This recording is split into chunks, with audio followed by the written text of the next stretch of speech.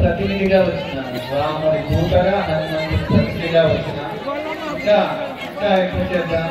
రామనామ చేసి సిరిసిల్లలో ఉన్న నేతలను కాపాడే బాధ్యత కూడా మనమే తీసుకున్నాం. అందుకనే రామనామ స్మరణ చేయండి. అందరినీ కాపాడుకునే బాధ్యత కూడా మనమే తీసుకోవాలి. అందరినీ కాపాడుకొని మనం ముందుకు వెళ్ళాలి. రామనామ స్మరణ కోసం ప్రతి ఒక్కరు సంఖ్య బద్దులై ఉండాలి. ఇంకొకసారి శ్రీరామ్ జయ రామ్ జయ జయ రామ్, శ్రీరామ్ జయ రామ్ జయ జయ రామ్, శ్రీరామ్ జయ రామ్ జయ జయ రామ్, శ్రీరామ్ జయ రామ్ జయ జయ రామ్, శ్రీరామ్ జయ రామ్ జయ జయ రామ్, శ్రీరామ్ జయ రామ్ జయ జయ రామ్, శ్రీరామ్ జయ రామ్ జయ జయ రామ్, శ్రీరామ్ జయ రామ్ జయ జయ రామ్, శ్రీరామ్ జయ రామ్ జయ జయ రామ్. తినలేదా? నేనైతే తినరాదు. మీరు తినలేదా? ఇలా ఇబ్బంది పెట్టిన వాళ్ళు ఉన్నారు, ఎన్నో మాటలు అన్న వాళ్ళు ఉన్నారు, ఎంతో మంది అవమానించిన వాళ్ళు ఉన్నారు. అవమానాన్ని కూడా నేను ఆభరణంగానే వేసుకున్నాను. అందుకని ఈ స్థితిలో ఉన్నా. నాకు వేరే వాళ్ళ గురించి ఆలోచించే స్థితి ఇంకా రాలేదు. ఎందుకంటే నా ఆలోచన హనుమంతుడి కోసం నా ప్రయాణం. హనుమంతుడి కోసం ప్రయాణం ఎందుకు అంటే హనుమంతుడి వల్లనే కదా గురువు శిష్యుడు ఏ విధంగా ఉండాలో తెలిసింది.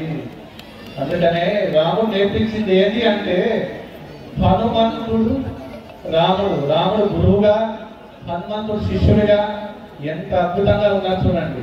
అప్పటి నుంచి ఇప్పటి వరకు అట్లాంటి రాముడు, అట్లాంటి హనుమంతుడు, అట్లాంటి గురువు, అట్లాంటి శిష్యుడు ఎక్కడైనా చూశారా?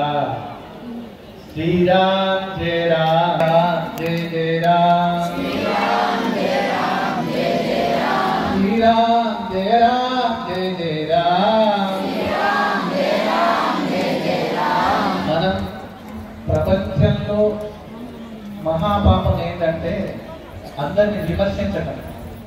మన దగ్గర విమర్శించడం ఎక్కువ, పరామర్శించడం తక్కువ. మన బాధలు పంచుకోవడం తక్కువ.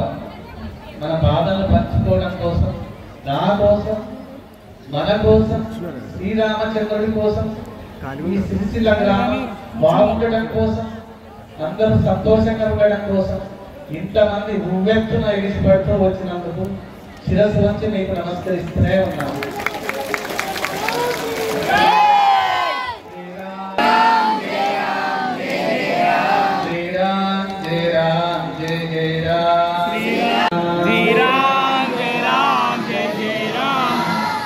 నామోషి అయితే నామోషి రాకండి, ఇంకా బలంగా అండి.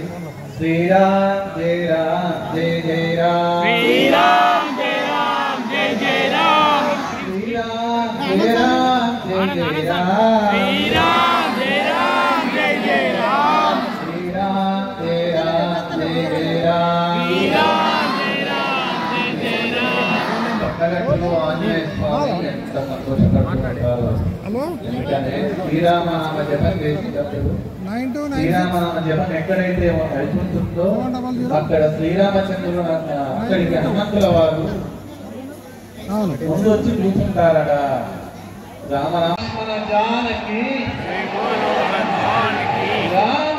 మన దగ్గరనే మనలోనే ఉన్న శ్రీరామచంద్రుని దర్శనం చేసుకోండి. భద్రాచల రాముని దర్శనం చేసుకుంటే భవసాగరాన్ని దాటించవేయొచ్చట.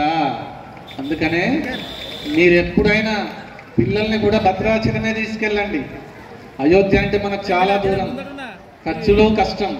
కానీ మన దగ్గర ఉన్న భద్రాచల రాముని దర్శించుకుంటే ఏ ఇబ్బంది ఉండదు. నేను చెప్పింది ఏమైనా తప్పనిపిస్తుందా? అరే కొంచెం గట్టిగా చెప్పండి. రామ లక్ష్మణ జానకి, రామ లక్ష్మణ జానకి.